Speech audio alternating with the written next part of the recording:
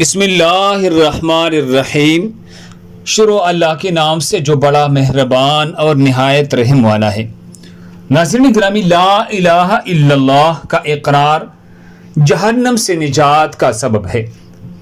رسول اللہ صلی اللہ علیہ وسلم نے ارشاد فرمایا، کوئی بندہ جب قیامت کی دن اس حالت میں پیش ہوگا کہ اس نے کلمہ لا الہ الا اللہ کا اقرار کیا ہوگا اور اس سے اس کا مقصود اللہ کی خوشنودی، اللہ کی رضاگی حاصل کرنا ہوگی، تو اللہ تبارک و تعالی دوزخ کی آگ کو اس شخص پر حرام کر دے گا۔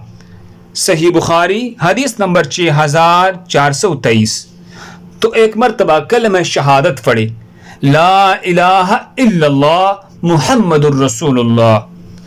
اللہ ہم سب کو اس پر عمل کرنے کی توفیق عطا فرمائے۔ دوسری مسلمانوں کے فائدے کے لیے آگے ضرور شیئر کریں۔ جزاکم اللہ خیر۔